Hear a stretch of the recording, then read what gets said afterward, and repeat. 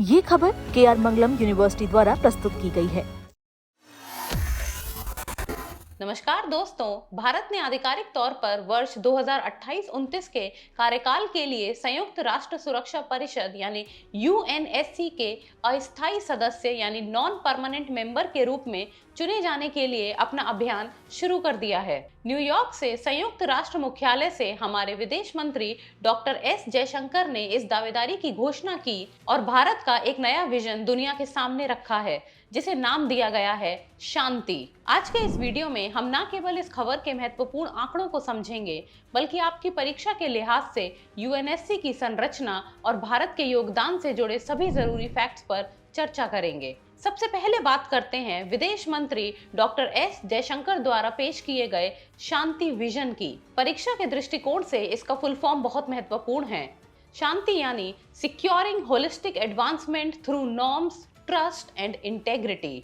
दुनिया में बढ़ते तनाव और संघर्षों के बीच भारत इसी शांति मंत्र के साथ आगे बढ़ना चाहता है। अब बात करते हैं उन मजबूत आंकड़ों की जो भारत की दावेदारी को वैश्विक मंच पर सबसे ठोस बनाते हैं। भारत ने अपनी स्थापना के बाद से अब तक लगभग 50 यूएन शांति अभियानों यानी पीस कीपिंग मिशंस में योगदान दिया है। इन अभियानों में भारत के लगभग 3 लाख सैन्य कर्मियों ने अपनी सेवाएं दी हैं। वर्तमान में भी भारत के 4300 से अधिक सैनिक दुनिया भर के 10 सक्रिय यूएन शांति मिशनों में तैनात हैं। इसके साथ ही भारत लगातार ग्लोबल साउथ यानी विकासशील देशों की आवाज बनकर उभरा है और हमेशा बातचीत और कूटनीति का समर्थन किया है। चलिए अब थोड़ा परीक्षा के स्टैटिक हिस्से को समझते हैं। संयुक्त राष्ट्र सुरक्षा परिषद यानी यूएनएससी संयुक्त राष्ट्र के 6 प्रमुख अंगों में से एक है। इसका मुख्य काम दुनिया में शांति और सुरक्षा बनाए रखना है। इसमें कुल 15 सदस्य होते हैं। 5 स्थायी सदस्य जैसे अमेरिका, ब्रिटेन, फ्रांस, रूस और चीन, इनके पास वीटो पावर होती है, और 10 अस्थायी सदस्य जिन्हें जनरल असेंबली द्वारा 2 साल के कार्यकाल के लिए चुना जाता है। अब आपके लिए एक बेहद महत्वपूर्ण फैक्ट, यदि भारत इस चुनाव को जीतता है तो यह यूएनएससी में भारत का 9वां कार्यकाल यानी कि 9th टर्म होगा। भारत इससे पहले 8 बार इसका अस्थायी सदस्य रह चुका है। भारत का सबसे हालिया कार्यकाल वर्ष 2021-22 में था। अगर आप यूपीएससी मेंस लिख रहे हैं तो भारत की इस दावेदारी के महत्व को इन 3 बिंदुओं से समझें। पहला, बहुपक्षवाद में सुधार यानी कि रिफॉर्म्ड मल्टीलेटरलिज्म। भारत लगातार यूएनएससी की स्थायी सदस्यता की मांग कर रहा है।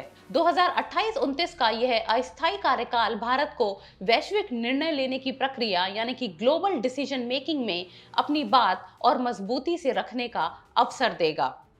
दूसरा, ग्लोबल साउथ का नेतृत्व। भारत विकासशील और गरीब देशों की चिंताओं को सुरक्षा परिषद के मुख्य एजेंडे में शामिल कराने की क्षमता रखता है। और तीसरा, आतंकवाद और सुरक्षा का कड़ा रुख।